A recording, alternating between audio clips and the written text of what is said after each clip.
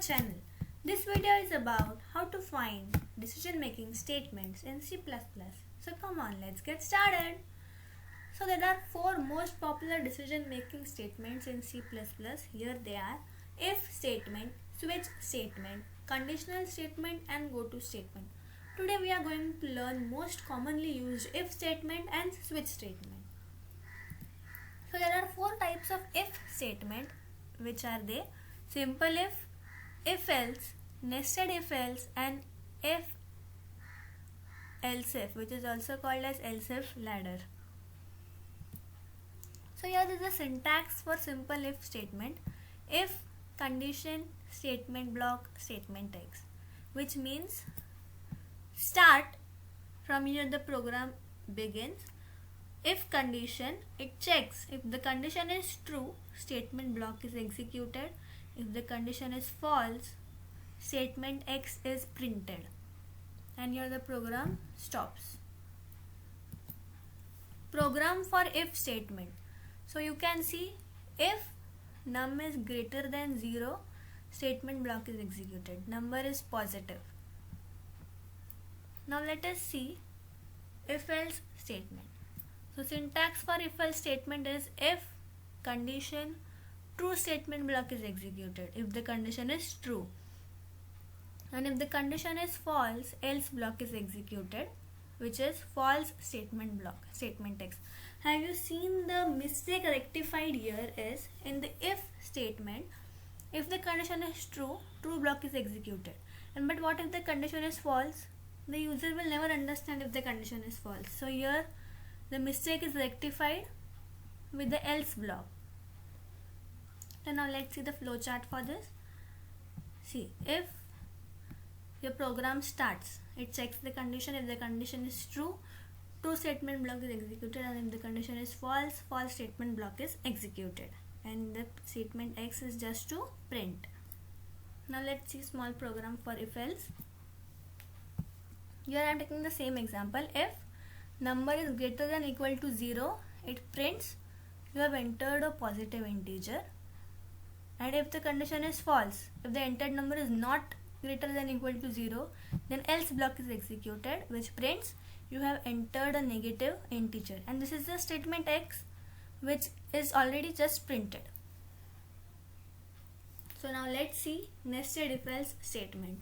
The syntax for nested if else is: nested if is always associated with one else block.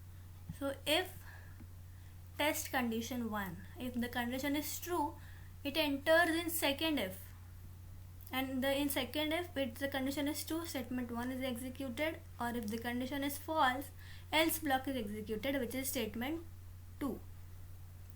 Or if here the condition is false, then directly statement 3 is executed, and it just prints statement X. Now let's see the flowchart for this. So here it starts, it checks the condition. If the condition is true, it goes inside second if statement. If here the condition is true, statement 1 is executed. If the condition is false, statement 2 is executed. Or if here only the statement 1 is false, statement 3 is executed, and all the statements are ended with statement X, and here the program stops. Now let's see small program for this. You can see if num not equal to 0, it goes inside the second if block if the condition is true. Num mod 2 equal to 0, and if the condition is true, it prints the statement the number is even, or else if the condition is false, it prints the number is odd. Or here only if the number is not equal to 0, it turns false, and the third else block is executed, that is the number is 0, and this is the statement X. Now let's see else if ladder, which is also called as else if else. So here if condition 1 is checked, statement 1 is executed, or it gives the option else if condition 2 is checked, statement 2 is executed, or the next time it gives else if condition 3, it checks it, statement 3 is executed. It goes on continuing till the nth statement, and at last it gives the default else statement, statement X. Now you can see the flowchart. Start condition 1. If the condition 1 is true, statement 1 is executed. If it is false, it goes for the second condition, else if condition. If the condition is true, second statement block is executed. If it's false, it enters third else if statement. If it is true, statement 3 is executed, or else it enters condition n. It goes on, and at last, if the condition is false, default statement is printed, and statement nth is printed, and statement X, and the program stops. Here is the program for if else ladder. So here is if number is greater than 0, you have entered a positive integer. Else if number is less than 0, you have entered a negative integer. Else if you have entered a 0. So this is the else if. So next is a switch statement.